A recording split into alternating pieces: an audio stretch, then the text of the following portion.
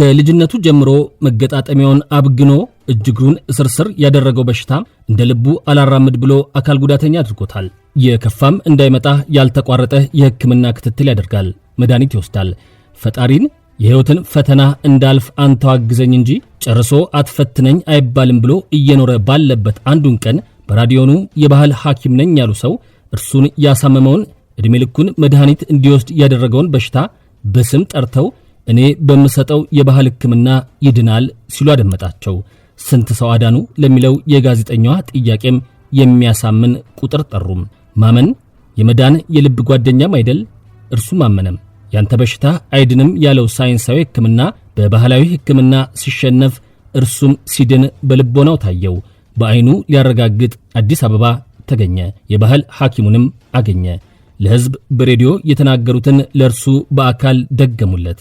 አድናሃለሁ አሉት። የክፍያው መጠን ግን የእርሱ አቅም የሚችለው አልሆነም። ነገሩ የመዳን ጉዳይ ነውና ተበድሮም ሆነ ተለቅቶ ሊከፍል ተስማማ። ግን ባይሳካስ? ይህንን መጠየቄን ምላሰ ጥቁር ከመሆን ከሟርተኝነት ሳታገናኙ መልሱልኝ። ባይሳካ መዳን ባይችል የከፈልኩትን ገንዘብ መልሱልኝ ብሎ በሕግ መጠየቅ ይቻል ይሆን?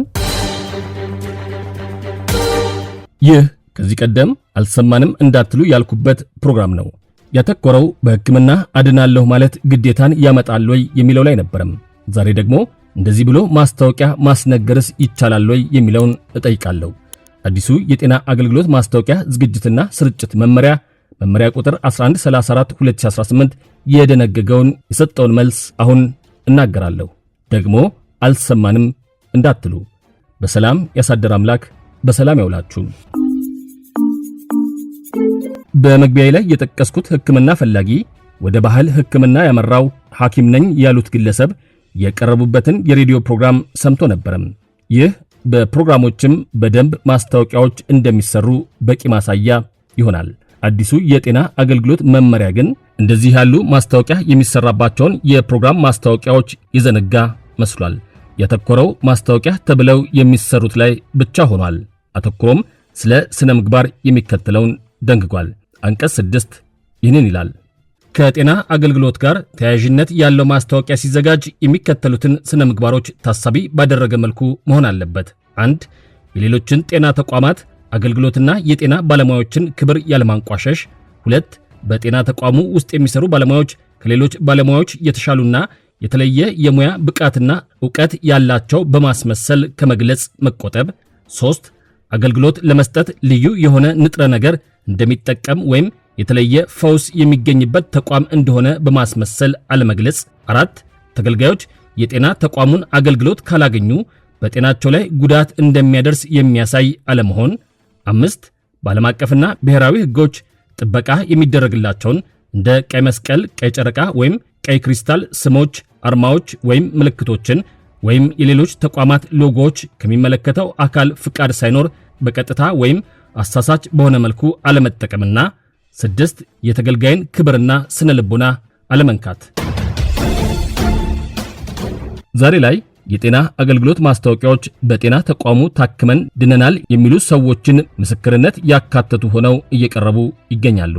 እኔም በመግቢያ ላይ እናድናለን ብሎ ማስታወቂያ መስራት ይቻላል ወይን ጠይቄ ነበርም። ይህ አዲስ መመሪያ በግልጽ ያስቀመጠው ክልከላ የለም። ስለ ምስክርነት ግን መሆን አለበት ያለውን ደንግጓል። አንቀጽ 7 እንዲህ ይነበባል። ስለ ምስክርነት 1. ማንኛውም የጤና አገልግሎት ማስታወቂያ የሚያዘጋጅ ሰው ምስክር የሚያሳትፍ ከሆነ የሚሰጠው ምስክርነት የተሰጠውን ሕክምና የሚመለከት መሆን የለበትም። 2. ከጤና አገልግሎት ጋር ተያያዥነት ያለው ማስታወቂያ ላይ በምስክርነት የሚሳተፍ ግለሰብ ፈቃደኝነቱን በጽሑፍ የሰጠና አገልግሎቱን በትክክል ያገኘ ሰው መሆን አለበት። 3. ከጤና አገልግሎት ጋር ተያያዥነት ያለው ማስታወቂያ ላይ በምስክርነት የሚሳተፍ አካለ መጠን ያልደረሰ ልጅ ወይም የአእምሮ ጤና ችግር ያለበት ወይም በራሱ መወሰን የማይችል ሰው ከሆነ ወላጅ፣ አሳዳጊ፣ ሞግዚት ወይም በሕግ ስልጣን የተሰጠው ሰው የጽሑፍ ፍቃድ መስጠት አለበት።